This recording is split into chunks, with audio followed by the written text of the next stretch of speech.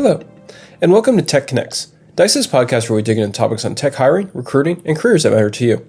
I'm your host, Nichole Kolakowski, and I'm talking to great guests every month about the current state of the tech careers world, including the tech job market, the hottest tech skills, what companies are doing to attract and retain tech professionals in a historically tight market, and much more. Our guest today is Nichole Foley, who's Senior Manager of Talent Acquisition for Commonwealth Fusion Systems, which is exploring the best ways to build clean fusion energy tech. Before that, she was a senior recruiting and people manager at Google, as well as a recruiter at other companies. That experience has given her incredible insight into recruiting and hiring as the tech industry heads into an uncertain, but exciting, hopefully, 2025. So let's listen in.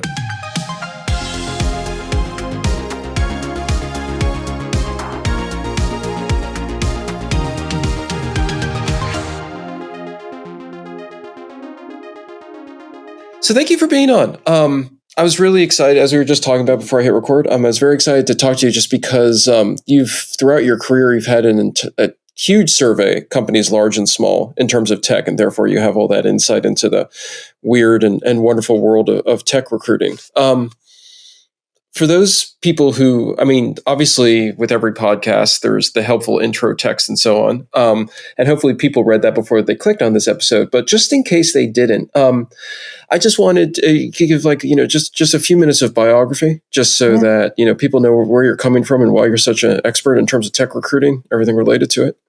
Yeah, so I'm Nichole Foley. I am a recruiter. I've been in tech recruiting or just recruiting in general for the past 17 years. I kind of just fell into it from a friend who I worked with at Starbucks. I applied on an ad on Craigslist for a recruiting coordinator role, which is more entry level at a startup. And that's kind of where my career took off. And I was really fortunate that my startup got purchased by Google, which led to a 12 and a half, almost 13-year career. I was unfortunately impacted by the layoffs that they had in the fall of 2023. But I think with that, it brought a lot of growth for me personally, because I got to try different things. I helped my old manager with a small startup, like a seed startup, and I'd never done that before.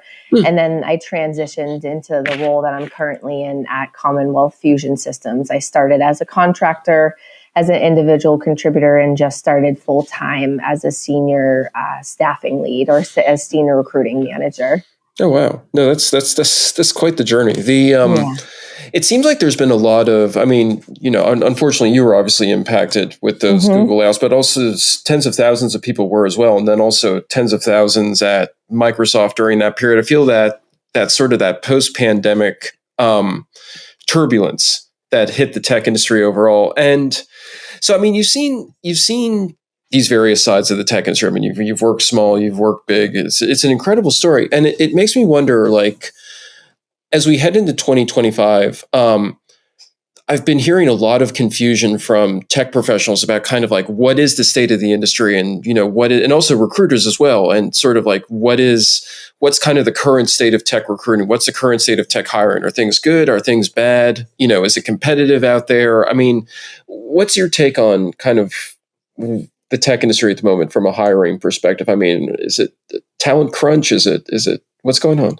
Yeah, so I don't know if you saw or if you know Brian Fink. So he just posted a really good article about is tech industry dead? And he said it's shedding. And I agreed with a lot of the points that he had on there.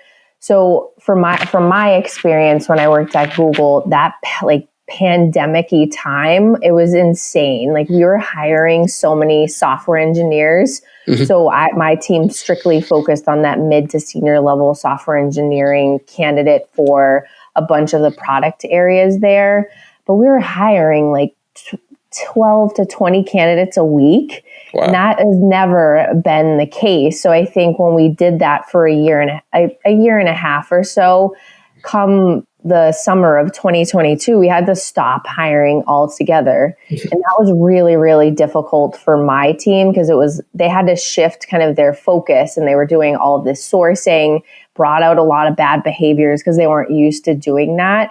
But I think now, from just the conversations that I had and where I'm at right now, I think the hiring is more specialized. Like you're seeing more AI focused. Even when I worked at Continua AI, which was the seed startup, I was strictly focused on systems, engineers, machine learning, and front end. Like I think those generalist roles, I don't know how much hiring that companies are going to do. Because even from my experience at Google, like we weren't hiring those candidates. We were really focused on machine learning, AI, a lot of like mobile, for example, just because of Android.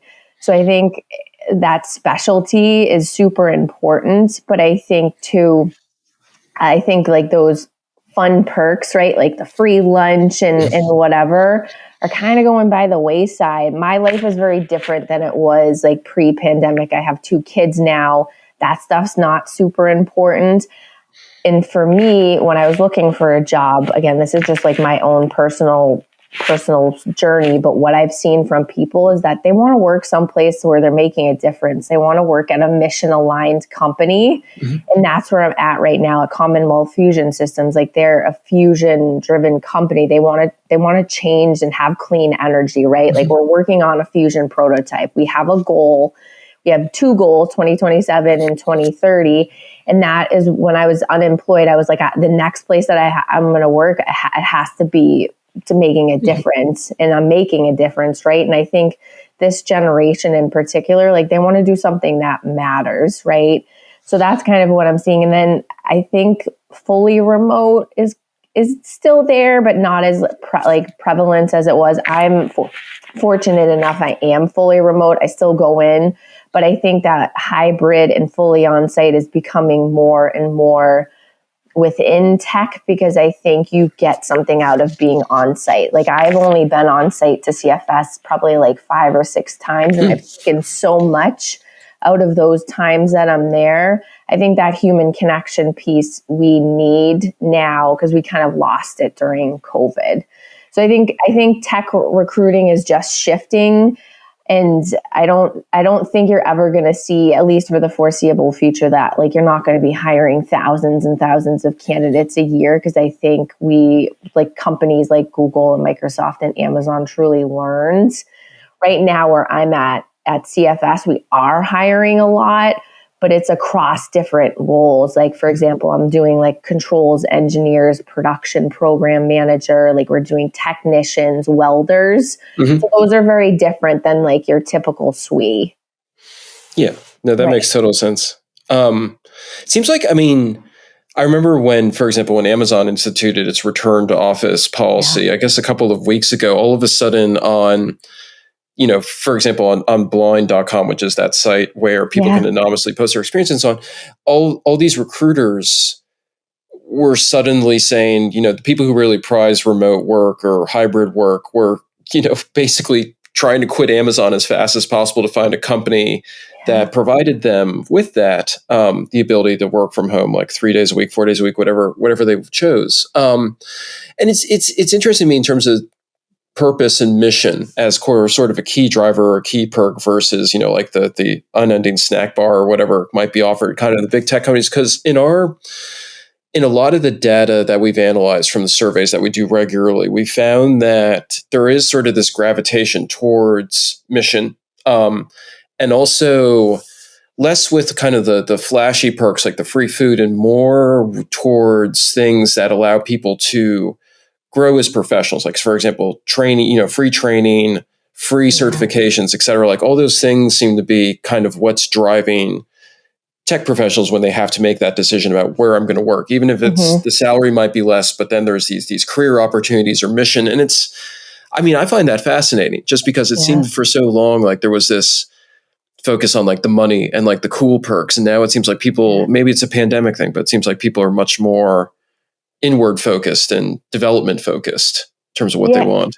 Yeah. Even for my own personal experience, like with Google, you are stricken with the golden handcuffs, right? Like I will admit I made a lot of money when I was unemployed. I talked to Steve Levy a lot. He's like, you're not going to make what you made at Google. And I had to really take that into consideration, but I had to think, what do I need to survive, right? Like, well, how can I finance my house, because I'm the primary person, because Annie's a stay-at-home mom.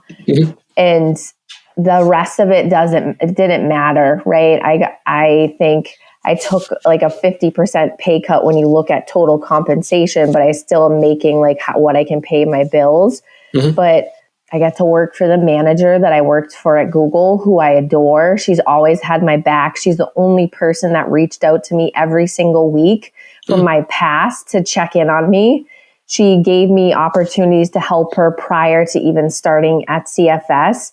She's given me more scope than I could have imagined. I'm learning something new, right? Mm-hmm. I'm getting back in the weeds. I am finally realizing, because I hadn't been like an actual recruiter at Google, managers didn't handle recs, and now I do.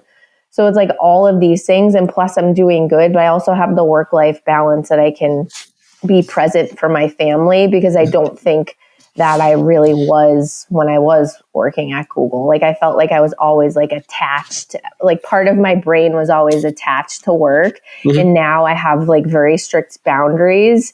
Okay. And like money doesn't buy happiness. I've had a lot happen in the past year and a half. And I think just like really getting back to the basics, like what matters. Like money's not going to make me happy. I think like the flexibility in working for someone who I absolutely adore and has my back is like more important than me getting a 20% bonus every year. Because at CFS, there's no bonus structure and the equity is worth nothing, right? Because they're a startup. So I'm just strictly base salary.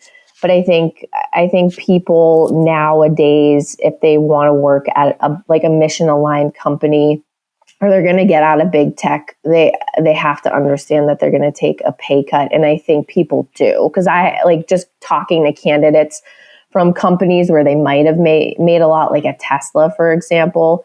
They understand, like they are willing to take a pay cut within reason, right? Mm-hmm. Like they're not going to go from making like 150 to like 50K, right?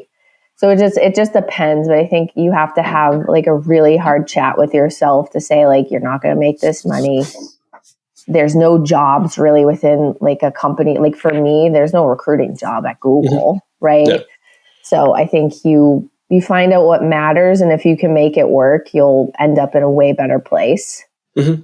It seems that, I mean, from a perspective of being a manager and a leader, and you've certainly spoken to this before on LinkedIn and everything, that if you're trying to kind of inspire and nurture your team, I mean, it sounds like you're getting it from your boss right now, in terms of, the mission is a huge part of kind of pulling people along. Like they'll follow you for a mission, no matter kind of what else. But I mean, what other technique? I mean, since you've seen how things operate at Google, you've seen how things operate at all these different companies. I mean, consistently, what is the best way you think to sort of inspire and nurture that kind of that leadership and that sense of teamwork and drive? I mean, it's mission, but there's probably other components as well, I imagine, at least from your perspective. Yeah, no, I think for me, one of the most important things for me is just to get to know the team on a personal level. I know not everyone likes that part, but what has made me successful as a manager that has truly built trust is I know them personally. I know about their families. I know what's going on. They feel comfortable telling me if something negative happens or something positive happens that we want to celebrate together. So every one-on-one for me is not just like strictly talking about business. There is like those moments that I'm sharing with them.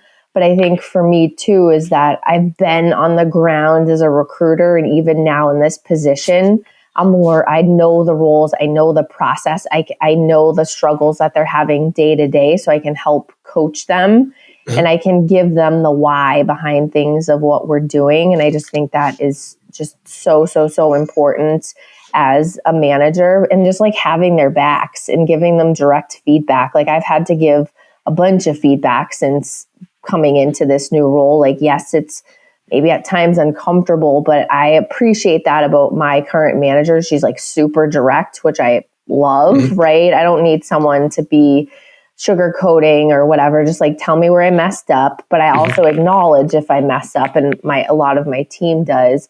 But I think that like feedback piece, like directly, like nip it right when it happens. And I've done that. And I just think all of that just really builds trust. And it's hard going into a new organization, right? Like when you're starting to manage people that have been there for longer than you and they may have trained you. But with that, I like had a very direct upfront conversations with those people, similar to me managing friends at Google, right? Because I'd been there for so long. I was at some point going to manage my friends. So I would address it. I would name it first and say like, hey, I know we're friends. And if me being your manager gets in the way of our friendship, like we need to talk about it. Similar to this, like I know that I haven't been here as long as you. You're going to know more. So I'm going to lean on you. Like we're a team. Like I'm your manager, but I'm here to like help you. You're helping me. And I just think like having those really upfront, honest conversations from day one of managing people is just so important because then they trust you. Mm-hmm. No, they absolutely do. I mean, the other thing, there's so many managers, with whom I've talked about this, but retention is a massive issue right now, especially when you have people who are, to what we were speaking about earlier in terms of specialization. You have these very highly specialized employees in AI and other kind of emerging fields who are getting recruited left and right. I mean, they're constantly getting emails, why don't we have coffee sometime and blah, blah, blah. Yeah. So it seems that, I mean, that's also having that feedback loop that you were just mentioning and having all of that seems really critical to retention. And it just seems like a lot of that is only going to intensify, in terms of poaching and everything, as a lot of these, as more companies kind of integrate their AI and all these other highly specialized techs into their current tech stack. What other, I mean, in terms, I'm trying to think about how to frame this. In terms of specialized skills, when you have employees, and I imagine Fusion Tech also kind of falls in this category, we have a very small subset of people who are so highly specialized, and they are kind of at that risk for being poached by another company that may kind of back the dump truck of cash up to their house. What retention strategies work? I mean, does it go back to mission? Like giving people a sense of mission tends to help them retain? I mean, is it just kind of throwing a lot of perks at them? I mean, what in your experience tends to keep people on board? I mean, I think it's a mission. Sometimes additional equity helps, right? Because if, for example, if Fusion is proven, right, it could be extremely valuable. We don't know what that looks like, but I think people just have to be, if they really want to do good in the world, right, then they're going to stay. But if they are looking at that shiny, like 6-7 figure role, maybe the company's not the best place for them. But I think you have to just like align to what you want as a person. Like you're going to lose people, right? You're going to lose people to go to like bigger companies. But I think if people have a passion specifically for a company that is Fusion, like CFS is like number one, right? Like we're so well backed by our investors, the government, right? So I think it just depends on the industry. I think if there's like a lot of companies that are doing like one thing, like there might be more risk there because if one company is more finance than another. But I think with a company like CFS, it's like really hard to find other organizations as well backed, as well supported, as well known. And I haven't been there long enough to see too much on the retention piece. Like our team has been pretty good, like contractors, like on TA, for example, like contractors have rolled off, but nobody has like left to go to like another fusion company or like another energy company, for example. I can't speak to the other roles like SWE or controls. I'm sure it happens, but I think if people want to work, like truly work on the mission, they do. Because even for me, I have never met with hiring managers that were so passionate about what they were working on. Not that at Google that they weren't. This is just very different. Yeah. Like when I took on managers, when I went on site, for example, one of the managers said, like, I have 15 minutes. I can give you a tour of the production floor. And for me, coming from Google, I've never seen a production manufacturing floor, right? It was so cool. Yeah. And he spent 45 minutes with me, like going through everything. He only was going to spend 15. But like, those are the type of people you want to work at your company. And like, those are the people that are going to stay from what I've seen. That must have been really fascinating. I mean, It's so cool. Yeah. And I've got to tour 2 other times, and it's just like every time I've gone, I've learned something new. Granted, it's above kind of my mental capacity, but it's like starting to put pieces together so I can better talk about the roles that I'm trying to recruit for. Yeah, it's just fun to see. I mean, even if you don't, it's sort of like a friend of mine did a tour of IBM's quantum computing facility with that kind of the weird structure that it has and so on. It's just, I mean, even if you don't understand it, sometimes it's just fun to kind of see, just cool. the physical plant aspect of it is a lot of fun. One thing that we've also seen in our data is, there's a lot of back and forth right now about DEI policies, but one thing that we found in like data point after data point is that a lot of tech professionals really gravitate towards DEI programs and like them, just as a way of making sure that they're heard and seen, because that's another, obviously aspect of everyone's employment experience. You've spoken a lot to DEI initiatives, and I'm just wondering, given sort of the incredible range of companies at which you've worked, kind of how companies can like sort of optimally integrate DEI into their hiring processes, just because it's something that, I feel like a lot of companies have been going down this road for several years, and it doesn't seem like a lot of them have really been able to fully master or integrate those initiatives in a way that's comfortable to them. And I'm just wondering kind of what your insight is into that. Yeah, so this is kind of perfect timing. Yesterday, we did this unconscious bias training and talked about DEI in the hiring process. So I think from when I look at DEI, I think it's like everyone has to be on board, right? It's not just a TA thing, it's a TA and everybody thing. And I know Steve talked to you in his session. I believe he talked about like being a talent advisor and not just being kind of an order taker. We talk about this all the time. So I think as a TA professional, you have to have those hard conversations with a manager if they're only hiring from one company, or if their interview panel is not representative, right? Like if you're going to hire a female SWE, they're not going to want to interview with all 5 white males, right? So you have to think about these things before you even recruit for the roles. Like, what are you looking for? I don't want a manager just to come and be like, I need to hire a woman SWE. Like, that's not the way to look at it. And you need to open it up and make sure that you're addressing like all demographics, right? Like we want to talk about diversity as a whole, but it's like, how can I, as the talent advisor or the recruiter, like bring you a representative pipeline? You have to be open to those as the hiring manager, but you also can't expect me to hire someone tomorrow. It sometimes is a long game. If you want to interview a couple of candidates at once, that's one thing I like about CFS is that they want the manager to interview multiple candidates and don't want to just interview one person and you hire the first person. So you kind of have to have that conversation with the hiring manager, but also be involved in the community, right? I think as a manager, if you're a software engineer, you should be involved in the Society for Women Engineers. You should be going to to NSBE conferences or being part of those organizations so that you can be a representative, even if you are a white male, right? Or if I'm like a white female, I should be able to go to these things and be involved and know like what the conversations are so that you can attract that talent.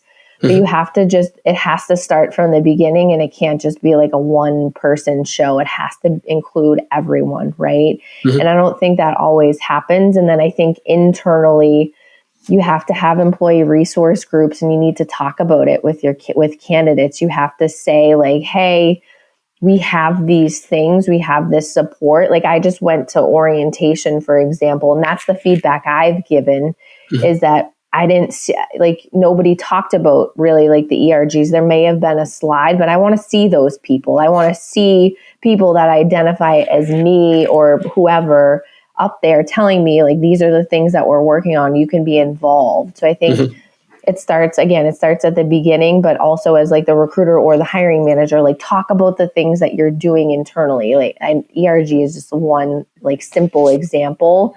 But I think it's also like participating in those events, right? As a staffing organization and hiring managers, like go to these conferences, go to these hiring events so that you can find that talent. Don't just go to like an MIT career fair, right? Yeah. Yeah. Because you're not going to get who you want. No. It definitely seems like it's companies, they produce the diversity report and they they launch these programs, with the cultural change, like that kind of that bedrock cultural change seems to be a lot harder, but it's also something that seems that doesn't happen, or at least there's not the patience to, do the multi-year work that it takes to get that done. Right. Yeah, no, it's fascinating. I mean, obviously this is, you just hope that companies like commit to that long road, to that gradual change, making sure that panels are representative, et cetera. But yeah, it's tough. Yeah, I think CFS does a really good job about that. Like it can't, like an interview can't be scheduled unless the panel is has representation, and we'd have a conversation at the intake meeting with the manager on who they want on the panel.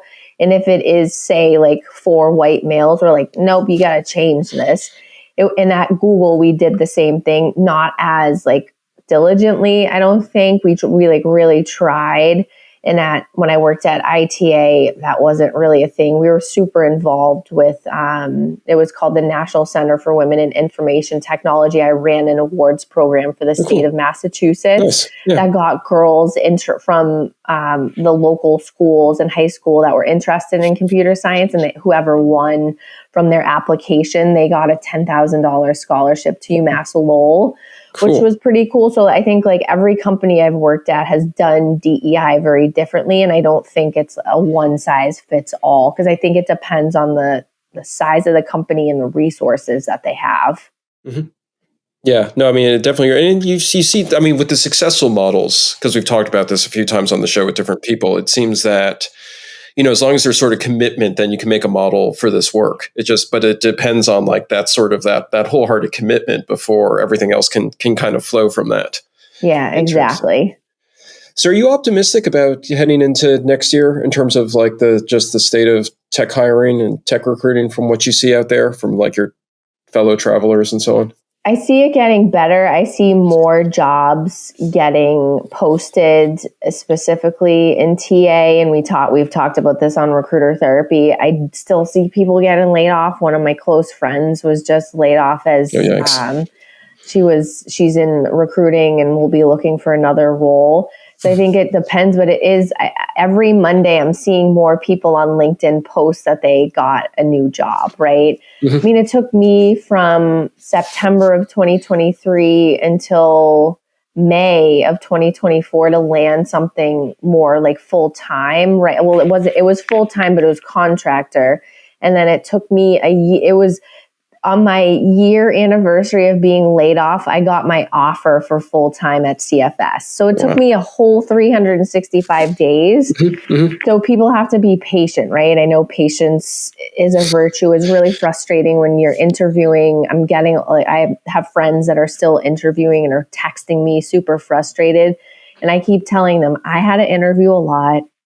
I got rejected so many times, and it is kind of a blow to your ego, but I promise at some point it will work out, even if it takes like a year, like it took me, right? I was very lucky to have that contract work and pay, and not everyone has that, but it does get better. And I think it is slowly getting better, and who knows like what 2025 will bring. I mean, my friends that are working at Google are busy. Like they're hiring quite a few software engineers.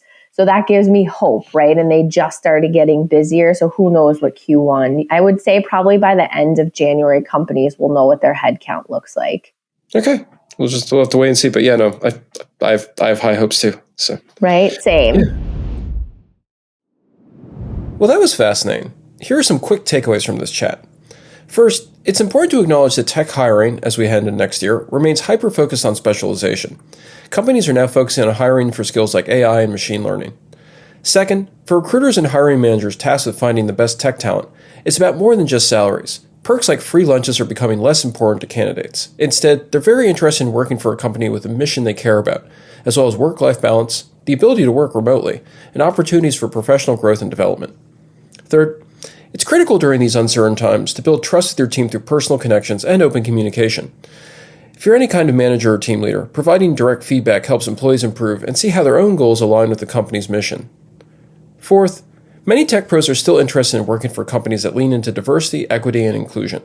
Recruiters need to push back on hiring biases and ensure diverse candidate pools, while hiring managers need to be open to interviewing candidates from various backgrounds.